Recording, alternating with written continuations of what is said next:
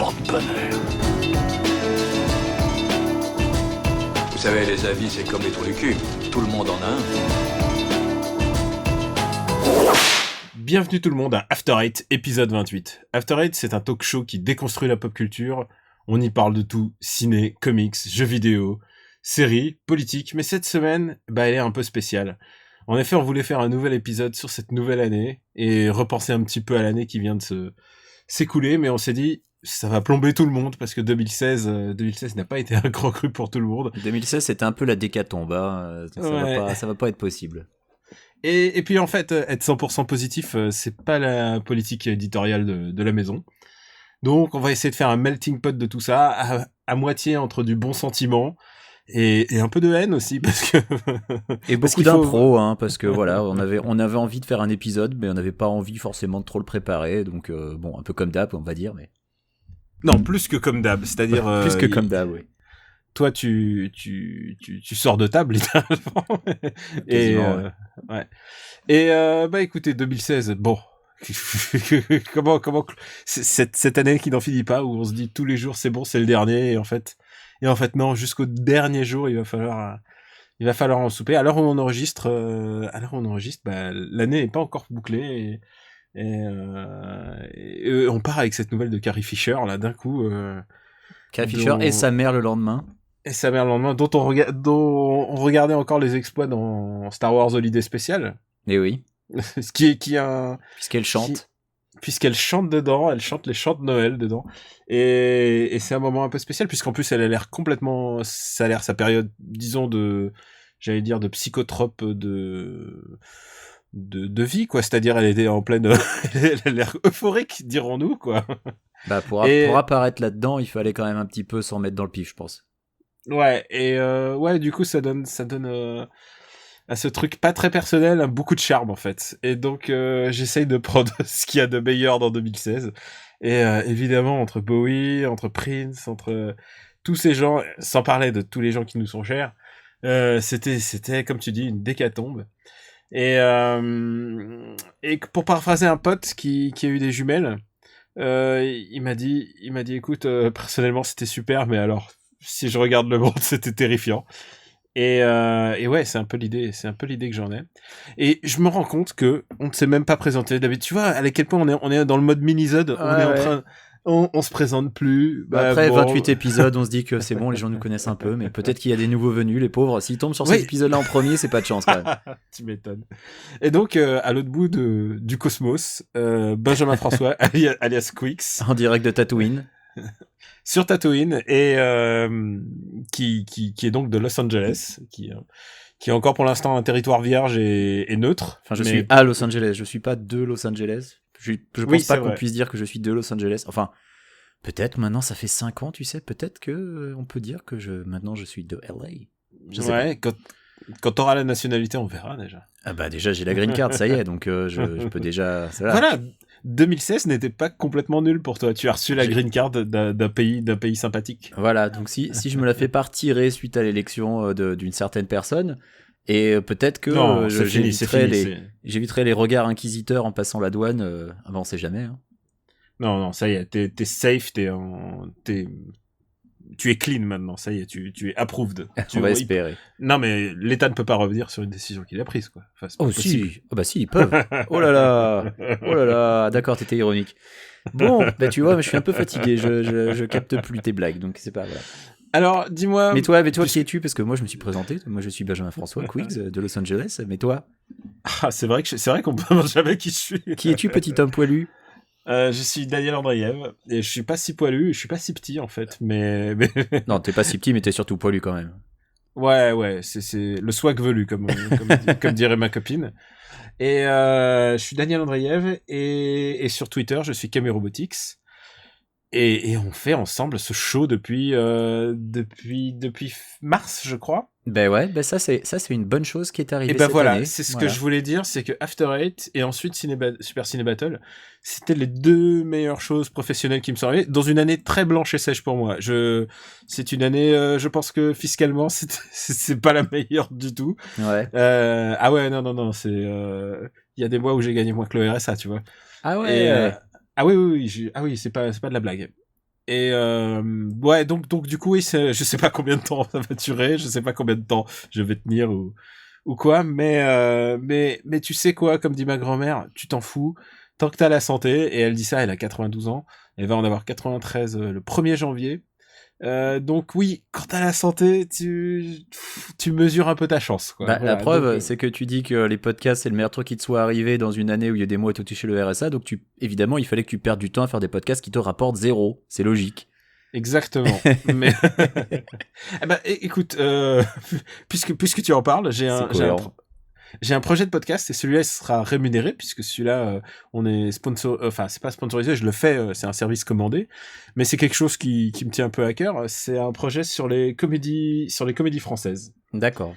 Mais ce Et serait au sein d'un autre réseau, ce serait pas le ouais, ça Robotique serait au sein Podcast de, Universe. ça serait au sein de Binge et on va parler comédie française et qu'est-ce qui me plaît plus que de bâcher les comédies françaises ou de les encenser quand elles sont bien. Et j'en parle à plus forte raison, c'est que à l'heure de diffusion, normalement, mon article sur les comédies françaises, on mettra le lien dans le post, Ouais. sera disponible. Donc vous aurez mon top 25 le meilleur du pire de la comédie française. Donc les quelques bonnes comédies qui survivent à cette année. Et puis sinon, il y a vraiment... c'est vraiment une année de merde aussi pour la comédie française. Genre on a tous payé, quoi. Mais C'est vraiment... l'impression que j'ai en fait, parce que je lis évidemment tes articles tous les ans, c'est que quand c'est une année pas de merde, ça veut dire qu'il y en a eu 5 de bonnes sur l'année, sur 50 quoi. Enfin globalement non, le ratio il non, est quand même rarement super bon. non, pas de merde, ça veut dire 10 de regardable pour moi. Mais Et regardable, c'est quand même loin de bien. non, regardable pour moi c'est correct. Moi tu sais, il suffit de 2-3 scènes pour me vendre une idée, quoi. C'est-à-dire s'il y a vraiment une scène hilarante dans un film, ok, j'y vais. Y a plus de Et lait. oui. Dis pas que c'était pas hilarant ça. Alors non, c'était pas hilarant sur le fait sur le quand j'ai vu Les Visiteurs 3, c'était un moment qui m'a glacé le sang et j'ai essayé de l'intérioriser, d'essayer de comprendre ce qui se passe et tout, de l'intellectualiser et tu peux pas, c'est vraiment trop nul. Le Visiteur 3 est vraiment, et Visiteur 3 est même pas le pire de cette année. Donc Ah la vache. je vais pas spoiler, Ah non, spoil mais pas, c'est lirai pas le l'article. pire. Mais à partir du 13e film, ça devient vraiment pas bon en fait. Ça devient très très vite pas bon. Donc c'était pas une très bonne année. Dis-moi Quix, Oui. qu'est-ce que t'as fait pour ces vacances? Qu'est-ce que t'as fait pendant ces holidays? Alors bah j'ai passé Comment t'as fêté tes Noël? Alors j'ai passé Noël aux USA, donc je n'ai pas passé Noël avec ma famille en France, mais je l'ai passé avec ma belle famille en fait. Alors je sais pas si c'est un truc qui est spécifique à ma belle famille ou si c'est quelque chose de répandu autour des USA, mais j'ai pas l'impression qu'ils fassent le réveillon pour Noël en fait. Le soir de Noël, bah on est allé à une soirée avec des amis. Bon, on a mangé un peu normalement parce que oui, en plus on fait un régime. Nous on fait le régime pendant les fêtes. Comme ça, on a moins de trucs à perdre que si on le faisait après les fêtes. Donc tu vois, on essaie d'être rusé. Et ça marche, Mais ça va? Tu perds? bah ça marche, ouais. Enfin pour l'instant, je me pèse pas. Je me pèserai à la fin en fait, parce que se peser pendant, c'est le meilleur moyen d'être démoralisé quand tu vois que tu perds pas tant que ça. Il vaut mieux attendre la toute fin. Enfin, je pense. Euh, Et donc bah, on allait se coucher à une heure relativement normale et on ouvre les cadeaux le lendemain matin en se levant.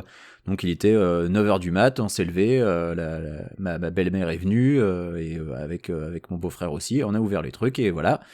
Comme quand on avait 8 ans, hein, ou même moins, on attendait le matin que le Père Noël passe et on ouvrait les cadeaux.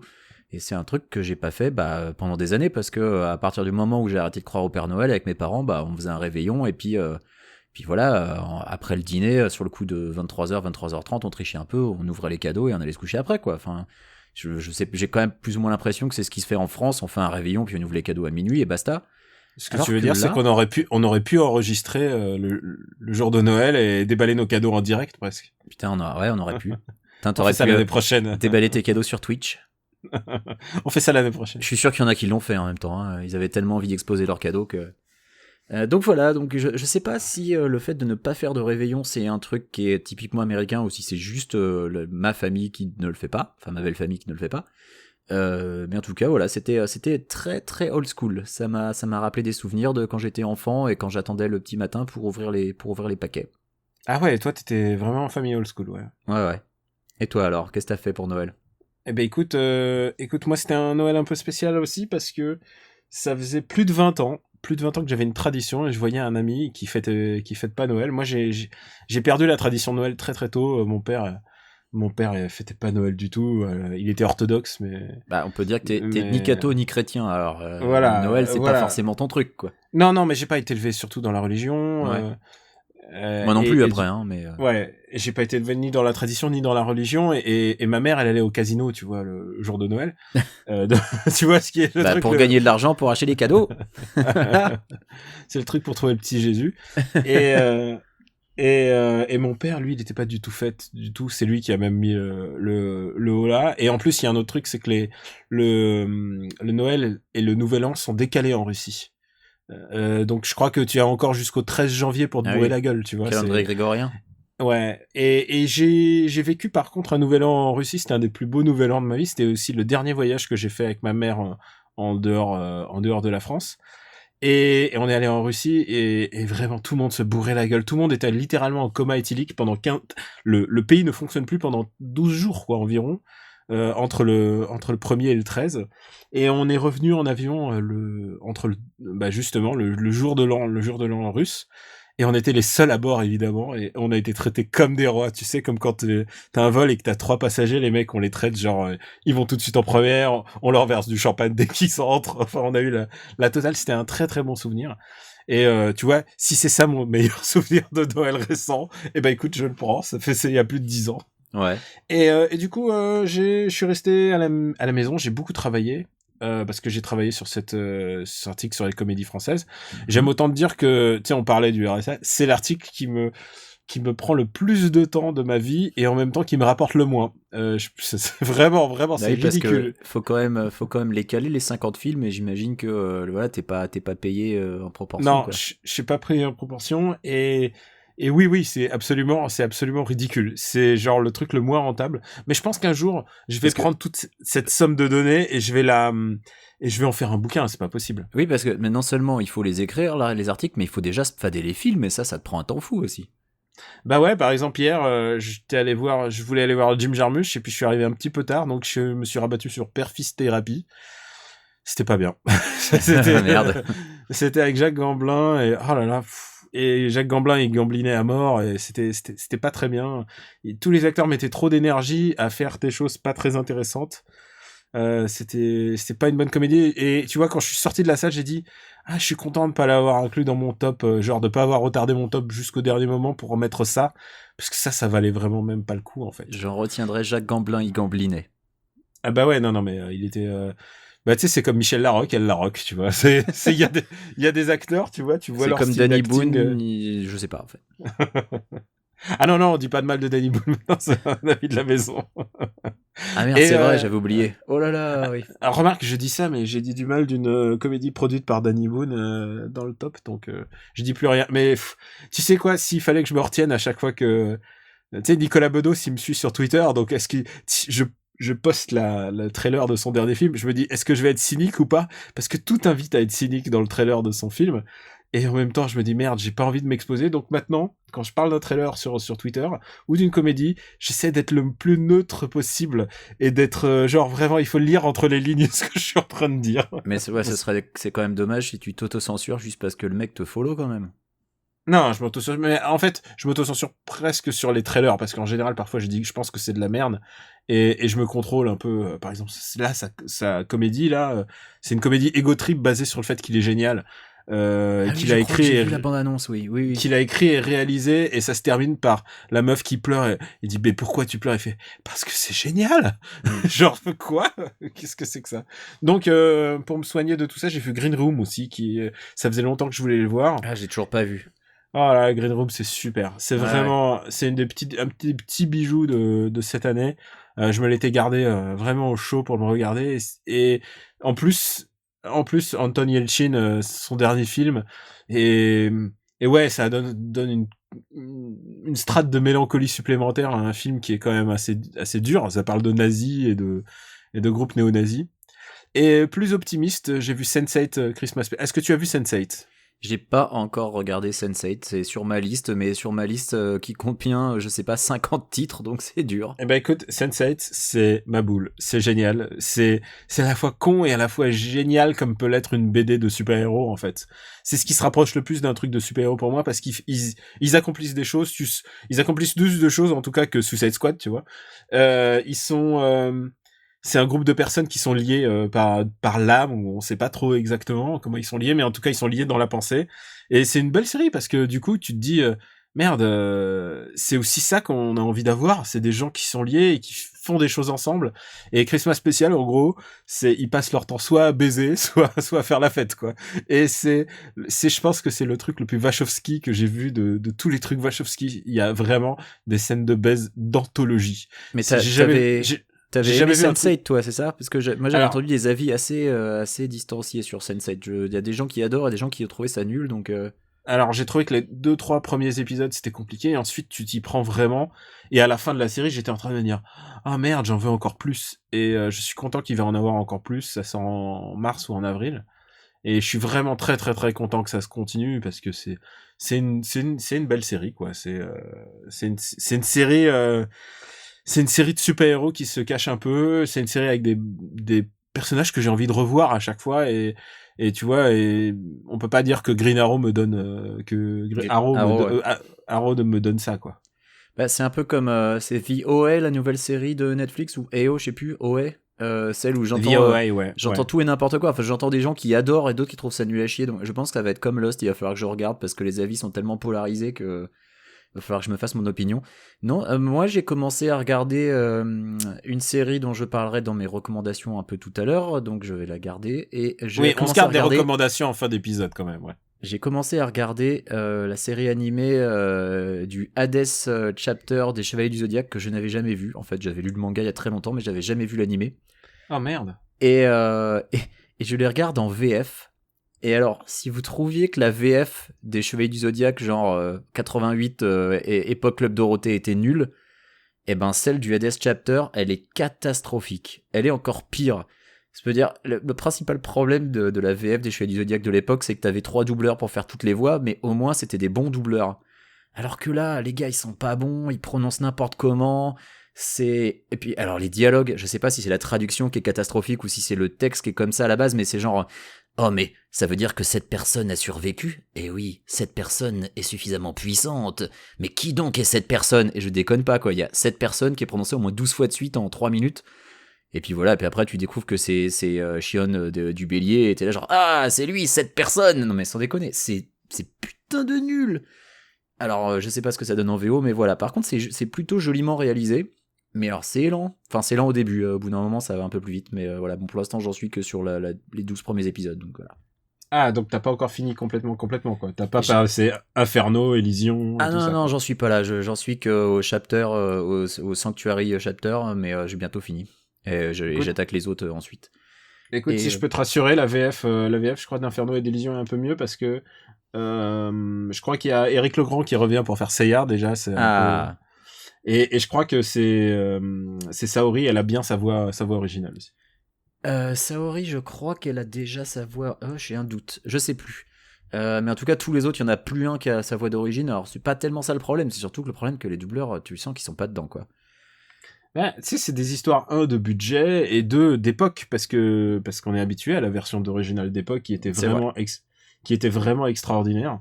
Mais ouais, c'était une époque où les doubleurs, il y avait Henri Djanik qui faisait un comédien que pour les amateurs de Super Ciné Battle, on en parle souvent. Henri Djanik, c'est le mec qui faisait Iki. Il faisait Iki, il faisait Tatsumi, il faisait tous les mecs un peu costauds. Il faisait les rôles de méchants. Il faisait Aldébaran du Taureau, il faisait le Chevalier de l'Ours.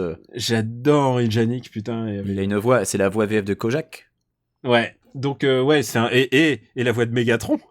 Et oui. Vois, donc ce mec-là est un génie absolu pour moi. Et ouais, non, c'est vrai que les VF, Putain, tu vois, c'est ça. C'est ça After Eight. C'est au début on se disait de quoi on va parler et finalement on parle du doublage de Sensei. On parle de Mégatron. Bon, et qu'est-ce que t'as fait d'autre à part ta fête, puisque moi je t'ai dit que j'ai fait Sense8. Alors voilà, ma fiancée m'a offert une NES Mini comme prévu. De toute façon, tu veux dire le truc qu'on a dit du mal lors de notre épisode. C'était quoi? C'est sur le rétro gaming? Je sais plus si j'en avais dit du mal, moi. Je sais juste que j'en avais dit que les caps des manettes super courts, c'était nul à chier, et je confirme, c'est nul à chier. Et c'est complètement inexcusable. Alors, les gens peuvent dire oui, mais c'est parce qu'ils ont réutilisé la même technologie que pour la Wii. Et alors, ils avaient qu'à pas le faire. Excuse en bois, sans déconner, il y avait rien qui les obligeait à le faire. Mais à part ça, c'est quand même vachement chouette parce que oui, c'est un système fermé. Oui, tu peux pas rajouter de ROM. Oui, c'est $60 pour des jeux auxquels t'as déjà joué, mais il y en a 30, ça fait $2 le jeu. C'est bon, c'est pas trop de l'arnaque. Il y a Star Tropics dans le tas. Rien que Star Tropics, il vaut déjà la moitié du prix. Et puis j'ai reterminé le premier Super Mario Bros et la première quête de Zelda. La première quête de Zelda, je l'ai torché en un après-midi. Donc voilà, écoute, je l'ai déjà rentabilisé le truc, je suis content. Et puis rentabilisé, t'as rien payé. J'ai rien payé, oui, c'est ma copine qui me l'a offert. Non, moi je me suis offert, en fait je me suis monté une petite bande d'arcade bar top, donc que tu poses sur une table. Alors c'est une base de Picade, puisque j'en avais parlé dans un épisode que j'avais envie de me monter un bar top. Et dans les commentaires d'After Eight, un auditeur m'avait dit tiens, tu pourrais te partir d'un Picade. Donc je sais plus comment s'appelait cet auditeur, mais je le remercie pour le conseil. Donc voilà, je m'y suis penché, je me suis offert un Picade. J'ai été assez malin, je l'ai fait avant le Black Friday parce que depuis c'est un rupture de stock total. Donc oui, j'ai payé un peu plus cher que si j'avais attendu les soldes, mais si j'avais attendu les soldes, j'étais pas sûr d'en avoir un. Et là, je me suis monté ma petite borne et je suis super content. Ça marche très bien, c'est très chouette et je l'ai déjà customisé un peu avec des artworks de mon jeu culte de tous les temps, Final Fight, que j'ai récupéré en haute résolution, voilà, imprimé sur du beau papier photo. J'ai customisé mon truc. Je vais continuer, je pense, à custo, par exemple mettre du rétroéclairage derrière le bezel, changer les boutons, changer peut-être le joystick, mettre du Sanwa ou du Semitsu à la place, enfin voilà, c'est pas du matos pourri qui est fourni avec le Picade, c'est déjà de qualité très convenable, tu vois, c'est pas des sticks pourlingues à 2 balles, donc c'est déjà très très convenable, donc je vais prendre mon temps et puis je vais continuer à customiser ça et puis peut-être l'objectif ultime, en acheter une deuxième que je mettrai, relierai en réseau pour pouvoir jouer à 2, quoi. Quel bonheur. Mais ouais. Le mec il va avoir 3 bornes chez lui, mais putain t'es Ricky ou la belle vie. Putain, quand j'étais gamin, Ricky ou la belle vie, ça me vendait du rêve, hein, avec son espèce de train miniature qui traversait la maison, qui passait au milieu de ses bornes d'arcade et de ses flippers, et le gamin qui ne jouait jamais à ses bornes d'arcade et ses flippers, hein, ce petit con là. Ah il était vraiment agaçant en fait, Ricky. Ah ouais, mais complètement, oui. Et alors, est-ce que tu peux m'agacer avec tes cadeaux alors, puisque comme je dis, je fête pas vraiment Noël, donc j'ai pas vraiment eu de cadeaux, mais est-ce que toi en plus de ça, j'ai eu un pantalon de jogging Tina Belcher de Bob's Burgers que j'avais posté sur Twitter si les gens veulent aller voir. Et j'ai eu des places de concert. Tu l'as pas vu? Bah, il est sur Twitter, je t'inviterai à aller voir. J'ai peut-être sur Facebook, je sais plus, mais j'ai posté. Et des places de concert pour un concert qui va se dérouler le 14 février. Et j'irai avec ma fiancée en amoureux, mais j'en parlerai, je pense, quand on l'aura vu, parce que ce sera un peu surprise. Je veux pas dire ce que ça va être le concert, donc voilà. Parce que tu crois qu'elle t'écoute? Ah non, je sais qu'elle m'écoute pas, parce que même si elle écoutait, son français n'est pas encore assez au point. Elle comprend pas mal de choses quand même. Je pense qu'elle en comprend plus qu'elle veut bien le dire. Mais je pense pas qu'elle en soit à écouter After Eight, non. Tu sais que... En tout cas, si elle écoute, bonjour chérie. Tu sais que j'ai aussi offert des tickets de concert à un ami pour son anniversaire, donc vraiment en avance. Et en plus, c'était des concerts, il fallait se prendre tôt. Et c'est aussi un concert surprise, je lui ai pas dit. Ouais. Mais j'espère que elle nous écoute. Non, je pense pas qu'il nous écoute, mais bon. je peux te dire, j'ai pris des places de concert pour Phil Collins. Ouh. Waouh. Je pense que c'est la dernière fois qu'on va voir Phil Collins, donc. C'est possible. Ah oui, je me demande s'il va faire quelque chose après. Et écoute, moi j'ai quand même eu 2 cadeaux assez notables. On m'a offert un cocotier Batman. Ouais. Il est adorable, donc parce que en ce moment moi aussi je suis mon petit régime et le matin je me fais un œuf dur ou plus ou moins dur. Et un petit cocotier Batman, c'est ce qu'il y a de plus classe au monde, je pense, avec des bas de symboles pour faire des toasts Batman. Et donc ça c'était adorable. Et alors là j'ai eu un truc surprise qui est venu du Japon, qui m'a envoyé par quelqu'un aussi qui m'est très cher.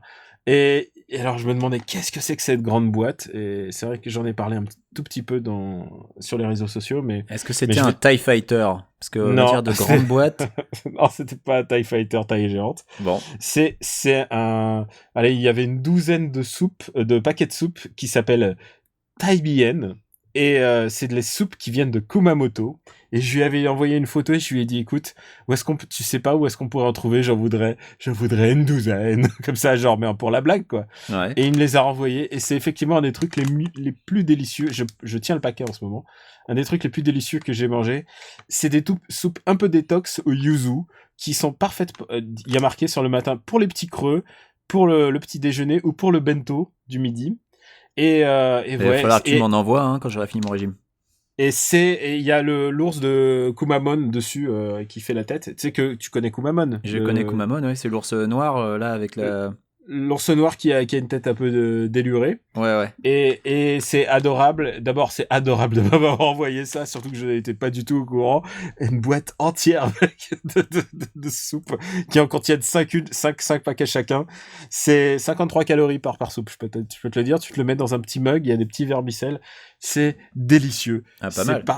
C'est vraiment, vraiment, je le kiffe. Et je pense que lui nous écoute. Et c'est pas pour lui, Phil Collins, qui se rassure, parce qu'il sera pas en France, il est au Japon. Mais je l'embrasse aussi très fort, parce que merci pour ces soupes qui m'ont sauvé un peu cet hiver et qui m'ont mis quelques bonnes calories nécessaires par le temps de froid. Littéralement, j'enregistre sous un plaid, puisque c'est la première fois que ça m'arrive de l'histoire d'After Eight.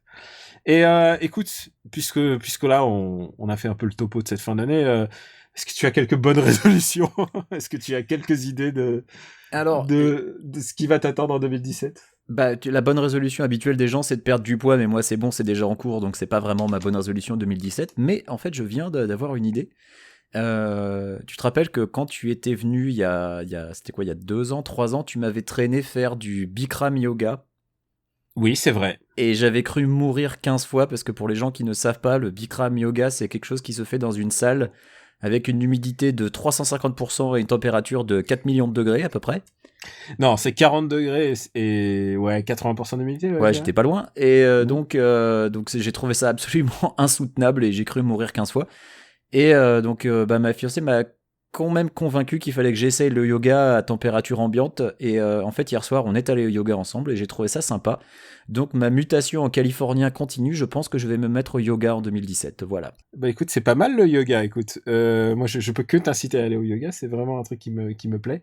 Moi j'ai une petite mini résolution, c'est qu'il faut que je range. Il faut que je range. C'est un bordel chez moi. C'est un cauchemar. Et le truc, c'est qu'à chaque fois que je perds quelque chose et que je le retrouve, je suis tellement heureux. Et là, ça fait 3 semaines que j'ai perdu mon passeport. Et effectivement, oui, perdre son passeport, c'est un peu chiant. Et tu sais, en plus, j'avais vaguement prévu d'aller à l'étranger, là, là, bientôt. Et c'est la merde, donc je peux pas partir à l'étranger. En plus, je suis un genre de mec, j'ai pas de carte d'identité. C'est un mauvais calcul quand on n'est pas très... C'est pas que je suis pas très ordonné, c'est que mon espace vital, il a besoin de beaucoup de bordel pour exister. Entre les bouquins, là sur mon bureau, j'ai 10 bouquins, j'ai un paquet de soupe, j'ai une PS Vita, j'ai 3 mugs, j'ai un vieux numéro du Figaro, comment la France s'islamise, avec Philippe de Villiers en couverture, qui m'a été offert par quelqu'un qui travaille au Figaro. Oh bah le voilà ton passeport, c'est bon. Eh ben je le remercie vraiment. tu prends ça et puis tu t'amènes à la frontière, tu fais regardez, voilà, laissez-moi partir maintenant.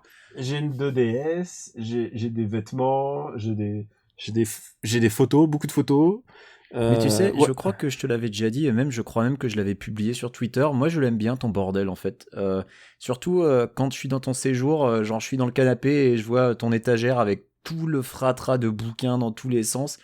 Il y a un petit côté, je sais pas, il y a un petit côté rassurant. On se sent à l'aise. Moi, j'aime bien. Mais c'est vrai, genre à l'entrée de chez moi, j'ai une espèce de bibliothèque qui est en traviole avec des bouquins, et c'est vraiment ma manière de juger les gens. Je juge jamais les gens sur autre chose que ça, mais alors c'est la manière dont ils ont d'appréhender cette bibliothèque. S'ils me disent mais elle est de traviole ta bibliothèque, elle est remplie de bouquins, ça me déçoit beaucoup. Mais s'ils me disent oh, c'est trop bien, il y a plein de bouquins, bah genre je me dis ah putain, on est fait pour s'entendre.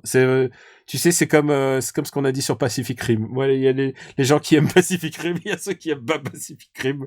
Voilà, ma bibliothèque, c'est le bon Pacific Rim à moi. Et écoute, tu veux dire c'est comme les gens qui aiment pas Doom?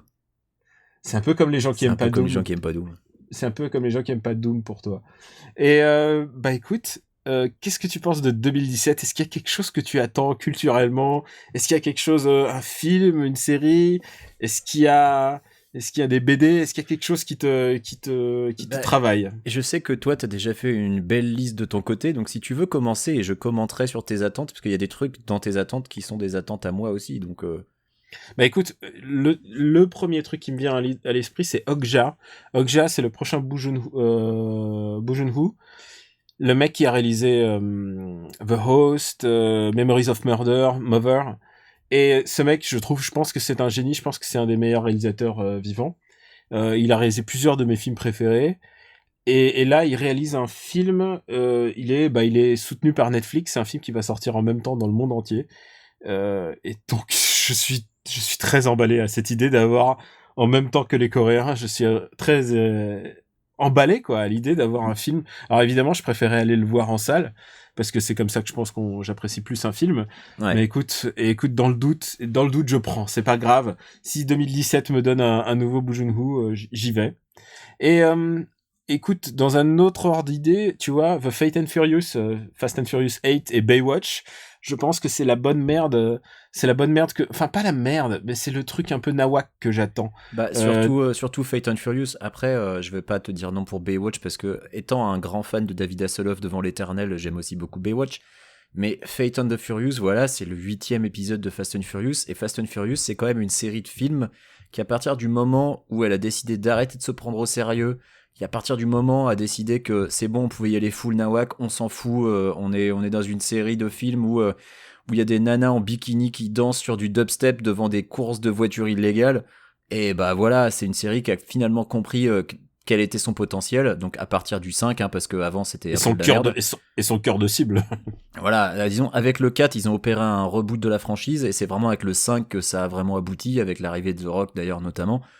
Et depuis, c'est du pur plaisir coupable. Pour le coup, c'est des films où tu sais pertinemment que ça va être archi con, mais que tu vas pas t'emmerder pendant les 2 heures que ça dure. Et t'y vas pour voir des cascades spectaculaires, des acteurs complètement over the top, des punchlines complètement débiles. Et Baywatch s'annonce un peu comme ça aussi, même si Zac Efron, j'avoue que bon voilà, ça me fait toujours un peu peur. Mais c'est les Zac Efron movies, hein. On dirait qu'il joue toujours le même rôle, quoi. Mais ça a l'air bien débilou, et ouais, Fast and the Furious, moi je l'attends avec impatience, et j'attendrai d'y aller en salle. Alors que tu vois, c'est une série que j'avais complètement laissé tomber, et que j'ai redécouvert très récemment au final, parce que je me les suis quasiment tous enfilés pour regarder le set. Et ouais, je regrette finalement de pas avoir continué à les voir en salle, parce que ça devient bien en fait, c'est ça qui est con. C'est qu'à partir du moment où le film a compris qu'il fallait qu'il arrête de se prendre au sérieux, bah la série elle devient bien. Et il faut dire que dans le trailer, ils se font poursuivre par un sous-marin, et le mec il dit "We need a bigger truck", tu vois. C'est à ce niveau de stupidité cool, quoi. D'ailleurs, en fait, tu savais, Gods of Egypt dont on a parlé dans l'épisode de nos top 2016. J'adore quand les films sont un peu débiles et qui me promettent quelque chose d'autre. Gods of Egypt, Slate m'a demandé mon top 10 de films, et je suis sûr que j'ai donné un top 10 qui n'a rien à voir avec tout le reste de Slate. Mon premier est Julieta, je te l'ai fait vite fait. Mon premier est Julieta, mon deuxième est Arrival, dont on a beaucoup parlé ici. Ah ouais. Mon troisième est Midnight Special, dont on a parlé ici. Mon quatrième est Shin Godzilla, dont on a parlé ici. Oui. Mademoiselle, dont j'ai parlé dans Super Ciné Battle, Nice Guys, dont on a abondamment parlé. Ouais. Ensuite, il y a Grimsby, agent trop spécial, les frères Grimsby avec Sacha Baron Cohen. Celui-là, je te confirme, tu vas être tout seul à le mettre, je pense, dans tous les top 10. Il est extraordinaire. C'est un film extraordinaire, avec beaucoup d'anus d'éléphants. Il y a Dernier train pour Busan, il y a Your Name, et il y a donc Gods of Egypt. Et donc, j'aime quand un film, tu vois, le petit film, le Nanar 2, nouvelle époque, et pour moi, Baywatch et Fast and Furious a le potentiel d'être ça. Et à défaut, j'aime bien le reboot de Planet of Apes, c'est le prochain, là où on voit des singes avec des Uzi et des FAMAS. Ça, j'ai envie de voir ça. J'ai envie de voir des singes avec des armes. Alors, il y avait déjà ça dans le précédent, il y avait des singes à cheval avec des fusils automatiques. Oui, c'est la meilleure scène du deuxième. D'ailleurs, le premier était chiant parce que... Ah, mais j'ai détesté le premier. Le premier était nul et le vraiment deuxième... nul à chier, bourré d'incohérences du début à la fin, ça n'avait aucun sens. Et en fait, le deuxième, parce qu'en plus, le premier se prenait vachement au sérieux, c'est là encore un gros problème. Quand tu fais un film avec des singes qui parlent, tu peux pas faire un film qui se prend au sérieux. Et le deuxième évacue tout ça et a un côté nanardesque qui le rend presque attachant, mais je me suis vachement moins emmerdé devant le deuxième que devant le premier, je suis entièrement d'accord là-dessus. Ah, la scène du cheval avec le double FAMAS, là, c'est ce que j'ai envie de voir dans C'était magnifique, c'était magnifique. Plus sérieusement, il y a Blade Runner, le prochain, et je pense que... Bien sûr. Bah, écoute, à part le fait qu'on voit Old Ford, quoi, parce il a l'air tout vieillot et c'est très bizarre parce qu'on a l'impression qu'il fait toujours un peu le rôle de Ford vieux dans tous ses films maintenant. Mais ouais, j'attends ça avec impatience parce que je me dis s'il y a un mec qui peut le réaliser, c'est lui, quoi. C'est Denis Villeneuve. Ouais, dont on a dit vraiment beaucoup de bien cette année. Et puis côté jeux vidéo, j'ai quand même quelques attentes. Je suis très fan de Zetai Zetsumei Toshi 4, qui est un jeu qui aurait... Stephen Force, c'est ça? Non, c'est un autre truc.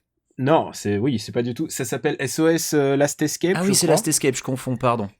Et c'est un jeu où on est aux prises avec le monde extérieur. On est victime d'un tremblement de terre, voilà, c'est une catastrophe naturelle, et tu dois survivre Et j'adore les situations un peu extrêmes où il y a pas forcément d'antagoniste et où tu dois survivre aux éléments. Et Zetai Zetsumei Toshi, c'est pas cette série-là où il y a un épisode annulé suite au séisme Sendai et Fukushima. Ouais. Il a été annulé, genre il devait sortir il devait sortir pile le mois de mars et ils l'ont annulé juste avant, mais c'était vraiment une bonne opportunité parce que le développement n'allait nulle part et je crois qu'ils ont utilisé ça comme argument. Et c'était quel épisode alors, du coup? C'était celui-là que depuis ils ont redémarré, d'accord. Ils l'ont repris de zéro depuis. Ouais, semble-t-il, et j'espère qu'ils vont aller jusqu'au bout ce coup-ci. Et donc il sortirait cette année, comme Zelda par exemple, que j'attends quand même avec beaucoup d'impatience pour y avoir joué. Alors moi je l'ai pas joué, je l'attends avec beaucoup d'impatience, mais aussi avec beaucoup d'inquiétude, parce que voilà, le dernier en date, Skyward Sword, le dernier canonique en date, m'est un peu tombé des mains. Non, mais ils me sont tous tombés des mains, les derniers, tous. C'est vrai, parce que je suis quand même allé au bout de Twilight Princess, hein, mais alors Skyward Sword, je pouvais pas. Non, vraiment. Twilight, je suis allé au deuxième donjon et j'ai fait, c'est fini, c'est bon, ça marche plus sur moi. Et écoute, c'est la première moitié le meilleur, je te dirais. Donc t'as fait le meilleur. Ouais. Parce que ensuite les donjons sont de plus en plus chiants, j'ai trouvé dans Twilight Princess. Enfin bref. Mais bon, j'attends quand même ce Zelda avec curiosité et un peu d'inquiétude, mais bon, écoute, on verra bien. Hein. Et puis j'attends Gravity Rush, le nouveau Gravity Rush, parce que j'ai besoin de mon quota un peu de jeu, hein, comment je dirais, un peu Last Guardian, tu vois, un peu ésotérique, un peu métaphorique, j'aime bien ça. J'ai fait le 1 récemment sur Vita et c'est vraiment très chouette. C'est super, hein. Et j'ai joué à la démo de Nier Automata, donc Nier Automata est directement dans mes jeux les plus attendus de l'année. Ouais. Il y a Red Dead Redemption 2. Évidemment. C'est mine de rien, j'ai vraiment envie d'y jouer. Et puis, moi je croise toujours les doigts pour un remaster PC du premier, hein, avant la sortie du 2, mais bon, j'y crois plus vraiment maintenant. Moi, je croise les doigts pour qu'en 2017, tu aies une PS4, puisque comme ça, on va pouvoir jouer ensemble à Injustice 2. J'ai acheté Injustice 1 sur Steam, sache-le, pour quand tu reviendras. Hein. Uniquement pour toi. Hein. Parce qu'Injustice, c'est un peu mon jeu de merde préféré, quoi. C'est à la fois moche et con, et en même temps, il y a des moments qui sont débiles. Et là, dans Injustice 2, ils portent tous des armures. C'est vraiment, c'est des chevaliers du Zodiac meets Power Rangers. Ils sont absurdes. Je pense que je vais adorer ça. Et plus sérieusement, entre guillemets, j'aimerais bien jouer à Marvel vs Capcom Infinite avec toi. Donc, tu sais que j'aime pas du tout la série Marvel vs Capcom, donc c'est pas gagné. Ouais, mais on va bien s'amuser. C'est le but, c'est d'être ensemble. C'est ça 2017. C'est de survivre ensemble. Alors, est-ce que toi, t'as des choses que t'attends, à part tout ce que j'ai name-droppé? Moi, j'attends du comics. J'attends les hardcovers du Batman de Tom King, dont tu as déjà dit énormément de bien. Et aussi de la nouvelle série Batman de Scott Snyder, parce que je suis pas très floppy, moi, en comics. J'attends d'avoir un bon gros bouquin avec soit une couverture rigide, soit en TPB qui coûte moins cher, mais si tu les veux vite, il faut acheter les hardcovers chez DC. Je viens de recevoir le tome 10 du Batman de Snyder, qui est donc l'épilogue du run de Snyder, qui a duré 3 ans maintenant, ouais, Batman, quelque chose comme ça, ouais. Et qui était vraiment très bien, qui a commencé avec la cour des hiboux, et qui s'achève là avec ce fameux Mr. Bloom. Et puis... donc tu sais pas encore ce qui se passe avec Mr. Bloom? Eh ben, pas complètement, non. J'en sais des choses, mais pas tout. Tu vas voir, c'est mortel. Je vais le lire, je pense, en allant me coucher tout à l'heure. Et oui, je fais partie des quelques maboules qui ont vraiment bien aimé Prometheus, donc j'attends Alien Covenant avec optimisme, parce que ce que j'ai vu du trailer me laisse à penser que ça va pas être mal. Quand tu dis que t'as aimé Prometheus, tu as aimé des choses dans Prometheus, parce qu'il y a des choses à aimer dans Prometheus. J'ai aimé Prometheus malgré les incohérences grossières et débiles de son scénario et les comportements complètement incohérents de ses protagonistes. De son scénario écrit par qui déjà, rappelle-moi un petit peu? Un mec que je croise aux toilettes. Tu veux dire l'auteur de... Tu sais que à cause de ça, je crois que c'est ce mec, quoi. Ce mec doit être très gentil, mais alors, ce qu'il fait ne me touche pas du tout. Et j'ai vu The Revenant. Non, c'est pas The Revenant, c'est The Leftovers. The Leftovers. Putain, j'y arrive pas à Leftovers. Leftovers, mais la première saison, ça m'est tombé des... Je trouve ça... T'es allé au bout de la saison 1? Moi, parce que moi, je suis allé au bout de la saison 1. Moi, je suis allé au bout de la saison 1 et j'ai trouvé ça... Je vais te dire un truc qui va vraiment te faire de la peine, mais il paraît que c'est la saison 2 qui défonce. Ouais, c'est ce que j'ai entendu et je suis allé jusqu'au bout de la saison 1, mais la saison 1 est tellement bête. Il y a des choses vraiment d'une bêtise... Enfin, pas d'une bêtise, mais qu'il faut avaler des couleuvres telles que je sais pas si ça en vaut le coup. Quoi. Ouais, bah je te dirai ça quand j'irai un peu plus loin que l'épisode 1, c'est tout ce que j'ai vu. C'est pas forcément que j'aimais pas, c'est que j'ai pas eu l'occasion de regarder la suite. Et qui est pas mal, ma foi, hein, le premier épisode. Le pilote est assez engageant, ouais, donc je regarderai ça, mais bon.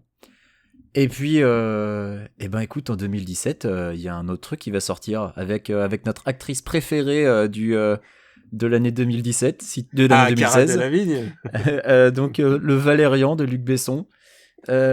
Qui sera certainement l'occasion pour nous de peut-être faire un super Besson battle si papa veut bien nous rejoindre dans cette aventure de s'enfiler tous les films de Besson qu'on n'a pas déjà vus. Moi il y en a plusieurs que j'ai pas vus, hein, j'avoue. Après, c'est quoi le dernier? J'ai vu Lucie c'était le premier depuis le 5e élément, je crois que je m'enfilais, j'avais rien regardé de Besson entre les deux. Et putain, s'il faut se faire Arthur et les Mini-mois, ça va être tendax, mais bon, surtout il y a les films dont on n'a rien à branler, par exemple Angel A qui est un de ses pires films. Angel A, Adèle Blanc-Sec. Non, j'ai pas vu Angel A. Adèle Blanc-Sec, c'est pas très intéressant. Il a fait The Lady, tu vois, donc je pense pas que t'aies quelque chose à foutre. Bah non, il a pas fait un film avec De Niro aussi, ou il a juste produit? Malavita? Ouais. Ah, Malavita. C'est réalisé par lui? C'est réalisé par lui. Alors ça, apparemment, c'est vraiment le fond de la cuvette de chiottes, ça. Il y a... Ah bah écoute, c'est celui que j'ai pas vu, c'est mon blind side, c'est celui-là où j'ai dit nope, j'y vais pas. Eh bah écoute, va falloir un coco. Mais oui, si on se tape tout, est-ce que je dois... Attends, j'ai la liste devant les yeux. Si on se fait un super Besson battle, il y a moyen qu'il y ait du sang quand même. Hein. Le dernier combat, Subway, Grand Bleu, Nikita, Atlantis. Alors jusqu'ici, j'avais vu tout sauf Atlantis. Léon, tu sais qu'Atlantis, je pense que Besson l'a pas vu non plus. Non, mais tu sais que Atlantis, en fait, ils l'ont sorti dans la foulée du Grand Bleu pour... ouais, c'est un docu.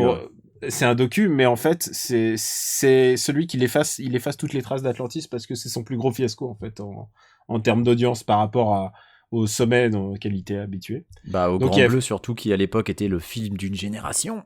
Ouais. Bon, on va pas faire le film non, Super Ciné Battle avant. On le fera à l'époque. Mais je veux dire, entre Léon et 5e élément. Non, j'ai vu Jeanne d'Arc après le 5e élément, mais c'est vrai qu'après, j'ai rien vu, quoi.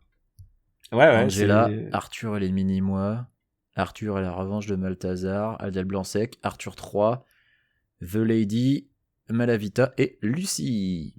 Et entre Lucie et Valérian, il y a un cours qui s'appelle Moi, c'est Afflelou. Voilà. Non mais attends, il a fait le cours sur les Jeux Olympiques de Paris aussi. Enfin, tu vois, on peut pas tout mettre, on peut pas tout dire. Putain, c'est pas sur sa fiche IMDb ça. Ouais. Il a fait clip Pull Marine d'Aljani aussi. C'est vrai. Non, il a fait plein de trucs, il a fait plein de pubs et tout. Il a un CV assez long quand même, le bonhomme. Ouais, on fera une shortlist de films qu'il faut absolument qu'on regarde. Je pense que si on peut zapper les documentaires, on zappera Atlantis. Hein. Ah, je sais pas, je pense que c'est totalement...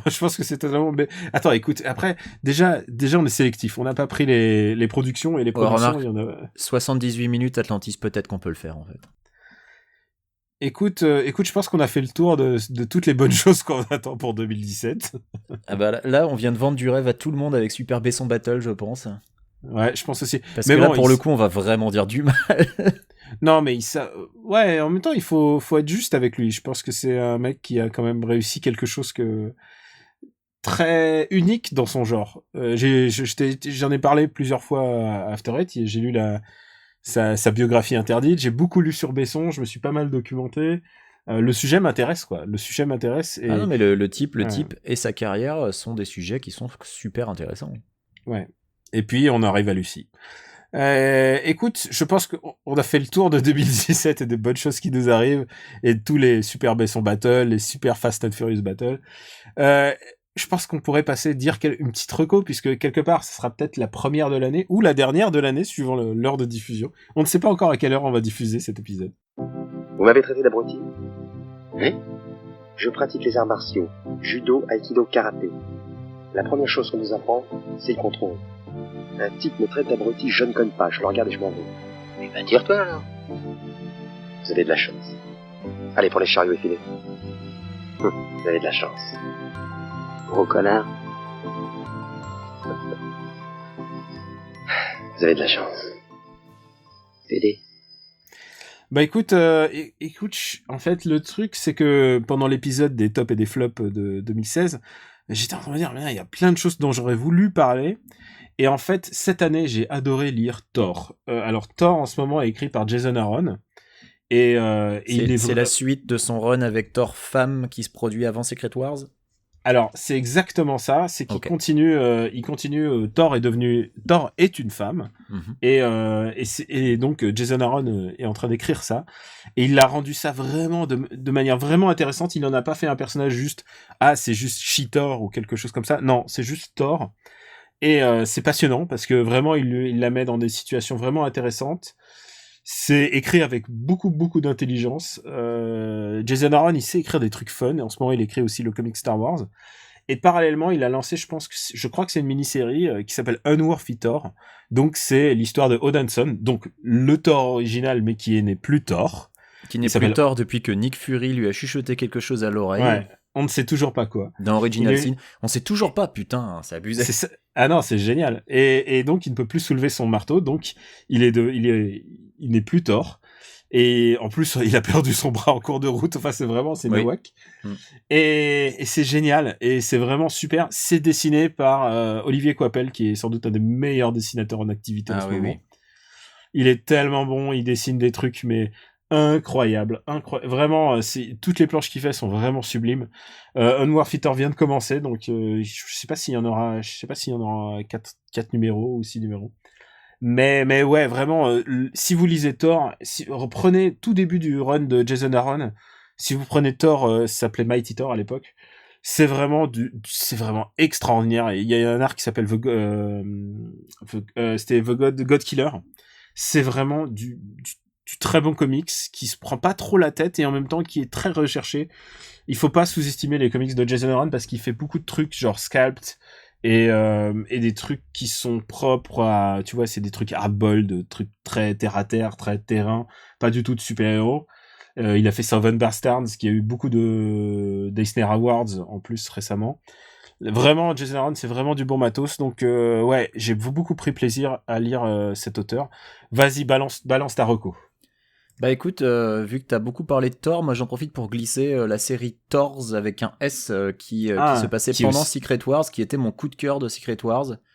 Qui est de Jason Aaron encore. Qui est de Jason Aaron et qui est en fait une espèce d'enquête. C'est un whodunit avec les Thors et il faudrait qu'un jour on fasse un épisode spécial Secret Wars en fait pour mettre en parallèle le traitement du multivers en mettant en opposition Secret Wars avec Multiversity. Je pense que ça serait intéressant.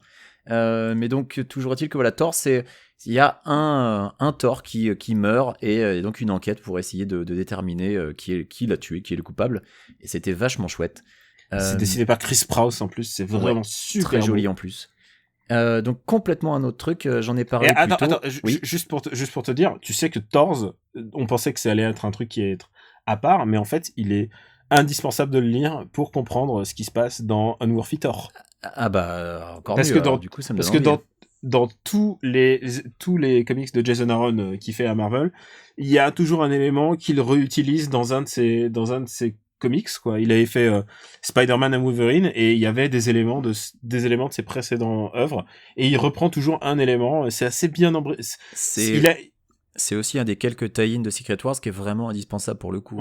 Thor. C'est le meilleur, ouais.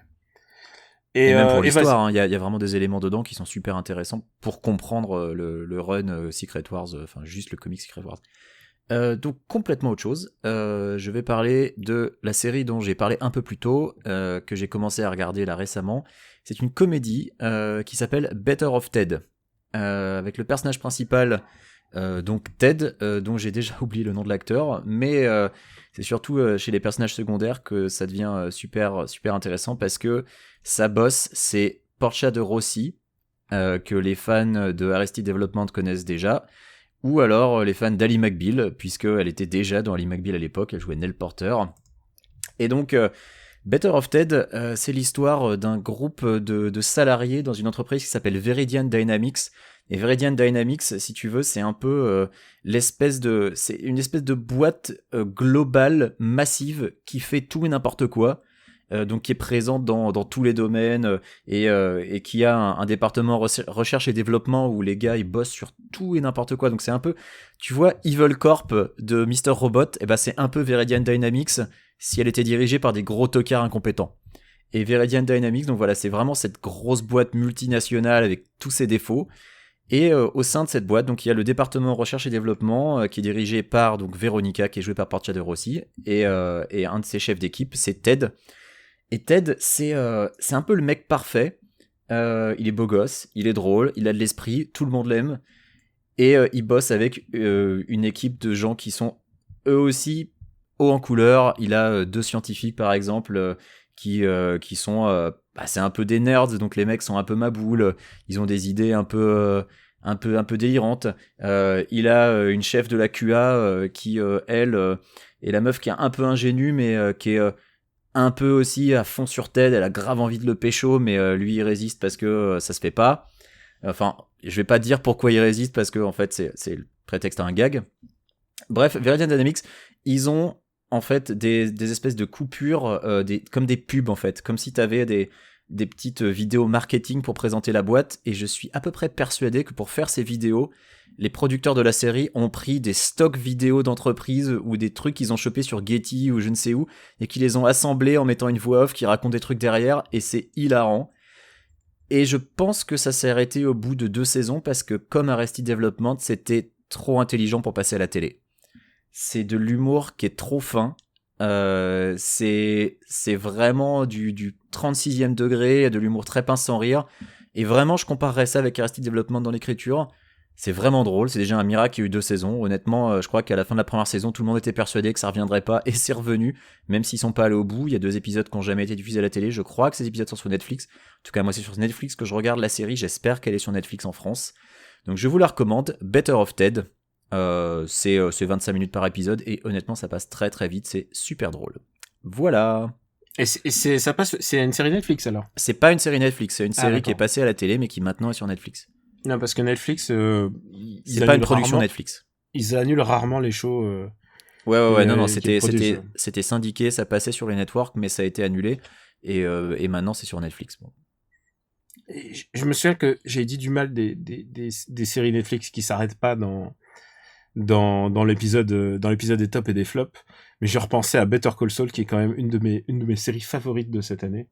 Et c'est un peu une série un peu coproduite par Netflix, c'est un peu grâce à Netflix qu'on l'a. Donc du coup je retire un peu ce que j'ai dit sur les saisons 2. Better Call Saul, c'est vraiment extra. C'était vraiment une de mes séries de l'année, quoi.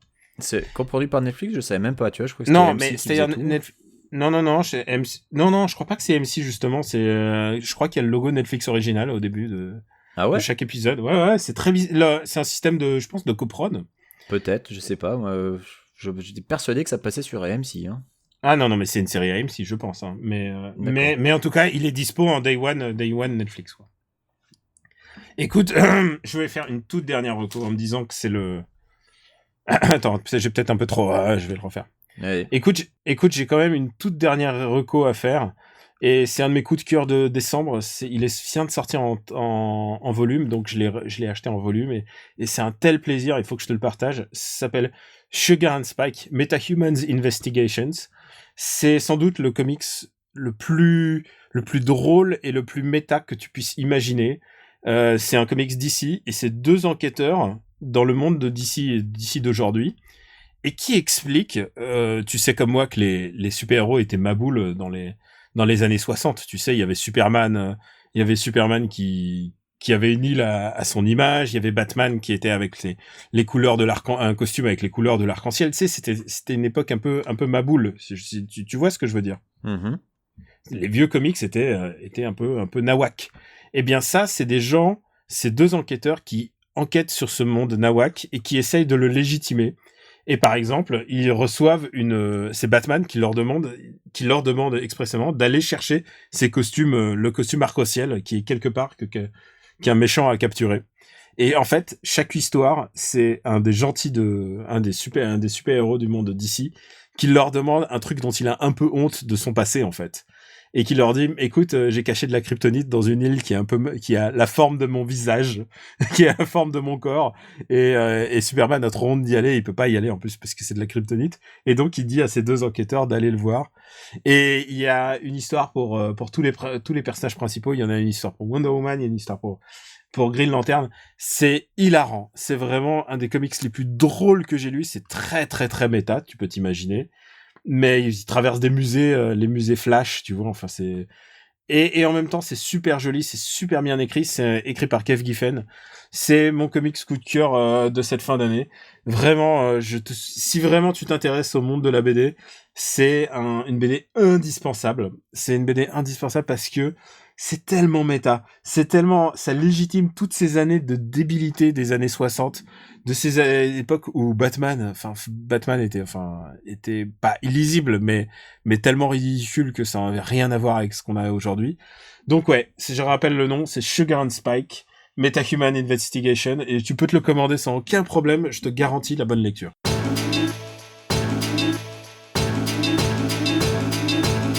Bah écoute, je pense que pour un mini-zode, on a cartonné. Putain, on a fait durée normale. Alors que la police passe à côté de chez moi. Je pense que ta green card va être retirée dans pas longtemps. Ouais, tu vois, ils y viennent, ça y est, ils arrivent. Ils nous ont entendus tout à l'heure. La NSA écoute Mumble. Bah écoute, c'est la fin... Et ils écoutent After Eight, c'est ça qui est rassurant. Ah, bien sûr. C'est la fin du 28e épisode d'After Eight. Quix, où peut-on te retrouver sur Internet ? Eh bien, on peut me retrouver sur Twitter, KWYXZ, sur Gamecult, sur les forums, sur gamingsince198x.fr et dans After Eight. Voilà. Et toi, où peut-on te retrouver ? Eh ben écoute, sur Twitter, Kamirobotics, K-A-M-U-I-R-O-B-I-T-S. Je dis n'importe quoi. K-A-M-U-I-R-O-B-O-T-I-C-S.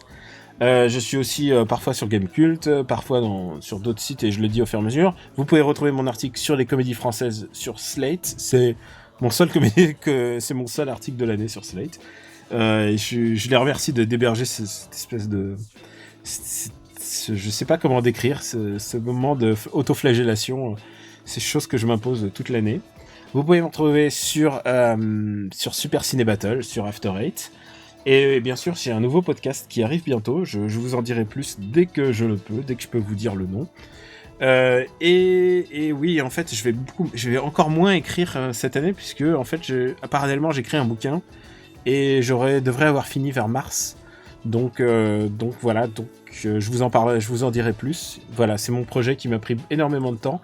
Je tiens à remercier aussi les gens, non seulement qui nous écoutent, mais aussi ceux qui m'ont écrit très gentiment après que j'ai parlé de ce projet YouTube, avec tous c'est paradoxal d'être aussi chargé et en même temps de pas gagner beaucoup. C'est que j'ai pas eu le temps ni de répondre, et j'aimerais bien avoir une puce à l'intérieur du cerveau qui puisse répondre aux mails plus vite que moi, et que je ne le fais parce que je suis dépassé. L'état de mon bureau, c'est un peu l'état de mes mails en retard, c'est consternant, je m'en veux presque. Et donc je vous remercie à tous ceux qui m'ont écrit personnellement pour me proposer de l'aide ou du soutien. Ça me touche énormément et je vais vous répondre tous un par un, j'espère. Et merci aussi pour votre soutien. Et comme on vous l'a dit, After Eight, c'est un peu ce qui nous est arrivé de ce qui est de meilleur en fait cette année. Donc on vous remercie de nous suivre. On a eu énormément de retours au sujet de notre épisode des plus et des moins, des tops et des flops de l'année. On a eu, vous êtes de plus en plus nombreux à chaque fois à nous écouter, et en fait ça nous hallucine. moi autant que Quix. Et ouais. Ça nous fait plaisir surtout. Ouais, ça nous fait plaisir. Ça nous fait plaisir que vous soyez là, que vous... En fait, ouais, sans déconner, on va devenir un des premiers podcasts indépendants de France bientôt. Et ça nous fait vachement plaisir, mais on se la raconte pas. Écoute, je sais pas si on va être un des premiers, mais en tout cas, je ne peux qu'encourager les gens à écouter plein de podcasts. Parlez des podcasts que vous aimez autour de vous, faites-les vivre. Parce que c'est vrai que 2016 a été une année où le podcast français, je vais pas dire a explosé, mais a eu plus de visibilité parce qu'il y a eu plein d'articles dans la presse.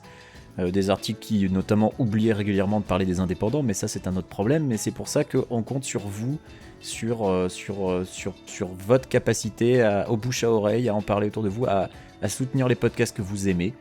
Et puis si vous nous aimez pas, c'est pas grave, on peut pas plaire à tout le monde. C'est pas le but de l'opération. Non. Mais si vous faites votre footing en même temps, par contre, on est ravis. Si vous faites du bricolage en même temps, on est aussi ravis. Tu me fais penser que j'ai vu un article que Inks m'a envoyé, et c'est genre, il y avait des gens de Radio France qui faisaient leur top podcast, et c'était que des podcasts de Radio France. Non, c'était Télérama. Télérama fait son top podcast, ouais, voilà. Et il y en a 9 sur 10, c'est France Culture, et le dernier, c'est France Inter, je crois. Ouais, donc oui, on est content. Niveau consanguinité et entre soi, ça se posait là, c'était pas mal. Non, mais t'as le droit d'aimer les podcasts France Culture, et ils sont ultra pros. Ils sont sûrement très bien et très pros, mais avec les moyens de Radio France, c'est un peu plus facile de faire de l'ultra pro d'un côté, hein, on va pas se le cacher. Ah ouais, ça c'est sûr. Mais ouais, ils font des super podcasts aussi. Mais du coup, comme on est indé, on est toujours ravis que vous parliez de nous autour de vous. Et tu sais quoi, j'ai mon pote Pascal, notre pote Pascal, qui m'a fait, tu sais quoi, quand tu le fais à tous les coups, c'est pour ça que je le fais plus à tous les coups, mais quand tu le fais à tous les coups, on a l'impression que ouais, ça fait un peu le message préventif pour le piratage, genre ne piratez pas s'il vous plaît. Non, on essaye de pas faire ça, mais en même temps, on peut que être reconnaissant. On en profite de cette nouvelle année pour vous remercier, parce que c'est vous qui nous faites vivre. Il y a que le bouche à oreille qui fonctionne pour nous. Il y a que ça, vraiment. C'est genre quand vous le mentionnez en forum et que vous dites j'écoute ça, j'écoute After Eight, j'écoute Henri Michel. Quand vous le mentionnez aux gens, c'est quelque chose qui nous fait vivre. Et oui, et c'est si on n'avait pas d'auditeurs, si on vous avait pas, évidemment, il n'y a pas de manière pour nous d'exister. Donc on vous remercie. On vous remercie aussi de nous soutenir pour cette nouvelle année, littéralement, to support us, comme on dirait chez toi à la LA. Ouais. La phrase rituelle, écoutez, vous le savez, vous pouvez retrouver After Eight sur after8.fr, sur iTunes et sur YouTube. Et voilà, vous savez tout. Je crois qu'on en est à la 4e boucle de Hate Yourself, là. Au moins. C'est vrai. Au moins. Écoute, c'était l'épisode début d'année, donc c'est les remerciements les plus longs de l'année, je crois.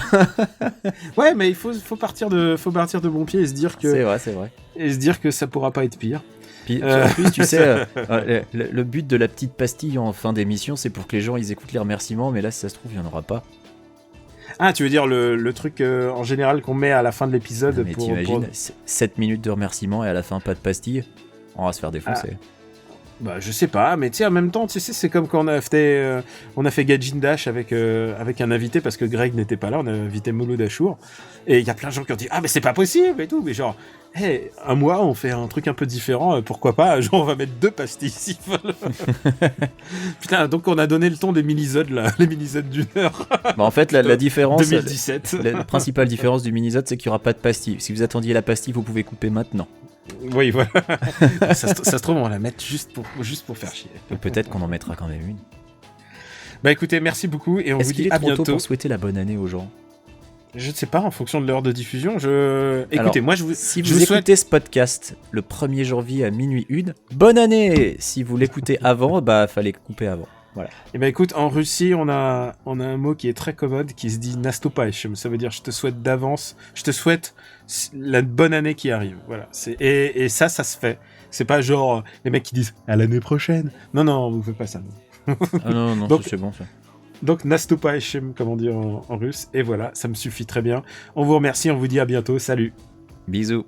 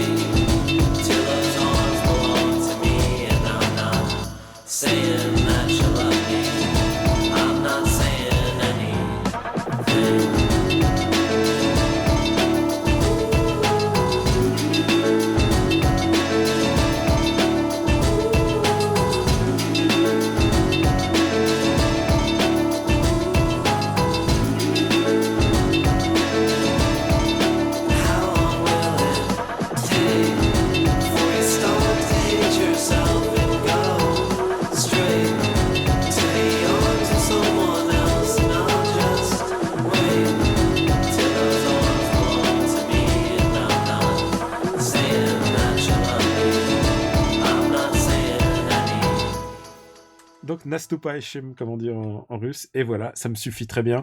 On vous remercie, on vous dit à bientôt. Salut. Bisous. Ciao. Adios. Les mecs qui savent pas dire au revoir. Genre, tu raccroches? Non, mais moi d'abord. Parce que ça, on le fait à chaque fois. T'as remarqué? C'est salut, bisous, à plus, ciao. Alors je me suis dit, vas-y, moi je relance. Allez, qu'est-ce qu'il y a? T'as peur? Hasta la vista. Ah, merde. Sayonara, fucker. Kenavo? C'est terrifiant. c'est vraiment, c'est genre premier encart. Toi d'abord, tu raccroches. Non, bon, allez, toi t'envoies un dernier texto. Bah non, moi j'envoie un emoji. Moi j'envoie une aubergine. Putain. Alors, tu sais quoi? Qu'est-ce que j'ai eu pendant qu'on enregistrait? J'ai eu les pushs de Morandini. On n'a pas parlé de Morandini pour une fois. Ah merde, vas-y. Audience TNT, NT1, j'espère que t'as HD1, pas coupé l'enregistrement TMC. parce que les gens qui ont arrêté en pensant qu'il n'y aurait pas de pastilles, bah du coup ils vont rater ça. J'espère que t'enregistres encore. Ah non, j'enregistre bien sûr. Audience TNT. Non, mais surtout j'ai la flemme de trouver le bouton. Ah vas-y, mais j'enregistre aussi. TMC a plus de 900 000. Cécile de Ménibus attire plus de 770 000 pour sa première sur C8. Et le film de TF1 a plus de 5 millions. Succès pour Prodige sur France 2. M6 et France 3 font un bide. C'est ça que j'adore avec Morandini, c'est qu'il se démord pas. Le lendemain le lendemain de l'atrocité du 14 juillet à Nice, il était là genre, mais pour changer les idées, les audiences. Quoi, Morandini, putain. Putain, mais quel non, mais moi j'aime bien son talent pour passer le cirage sur toutes les chaînes de Bolloré, et puis dès que les autres font un peu une contre-perf, bam, il leur tombe dessus, il les défonce. T'as lu le truc sur... je crois que c'est l'Obs qui avait fait un article où il y avait... il référençait tous les trucs de... Bah, genre, ouais, de connivence qu'il faisait. Genre, bah, quand il était gentil avec Ardisson parce qu'il est sur une chaîne Bolloré, Ardisson est gentil avec lui. Et du coup, il est gentil. Et genre, il expliquait tous les liens. Et franchement, il faudrait faire un cloud map, tu vois, pour expliquer... pour expliquer ses relations avec les gens, quoi, parce que clairement, c'est un mec il attaque plus trop Hanouna parce qu'Hanouna il est sur la même chaîne. Enfin, vraiment, c'est je crois que c'est un mec qui joue des coups et des relations, quoi. Je suis content qu'on n'ait pas parlé de lui. Hein, c'est une bonne chose qu'on n'ait pas du tout parlé de Trump pour cet épisode. Pardon. Pourquoi j'ai fait Trump? Non, en fait, je suis sur Facebook en même temps et là, je vois un article sur Trump, donc. Est-ce que je t'ai convaincu de lire Transformers? Ah merde, j'en ai pas parlé. T'en as pas parlé. Mais tu m'avais déjà convaincu de lire Transformers More Than Meets the Eye chez IDW. Putain, tu sais que je me suis retapé tout. Mais tu sais que les gens qui écoutent encore vont être très contents si tu veux faire une ultime reco, hein. Oh, putain, ultime reco, bah, allons-y. Transformers, c'est vrai que j'en avais parlé, mais en fait, je me suis tout relu parce que là, l'arc vient, enfin l'arc. Mais tu l'as pas déjà placé en reco, More Than Meets the Eye, ou tu me l'avais dit à moi? Si, une fois, j'en avais parlé dans l'épisode sur les BD. Et alors, tu sais quoi? C'est sans doute la BD mainstream la plus émouvante que j'ai jamais lue depuis... Ah ouais, moi j'ai vu qu'il y avait au moins 70 chapitres et au moins une dizaine de TPB, donc ça m'a un petit peu fait peur, donc je vais déjà finir tous les comics que j'ai avant d'attaquer ça.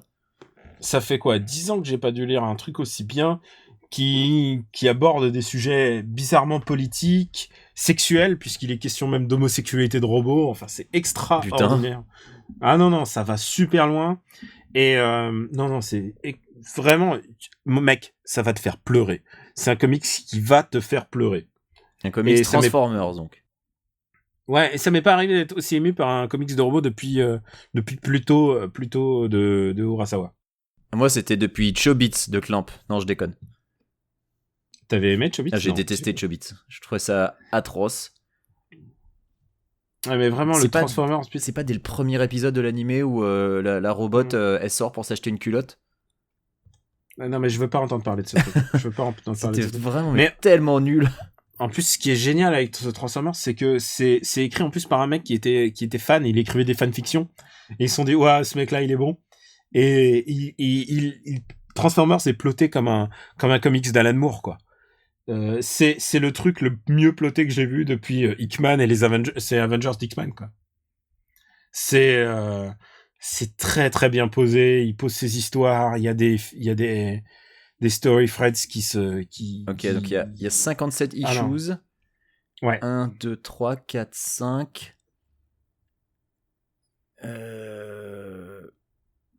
Attends, c'est quoi ce bordel?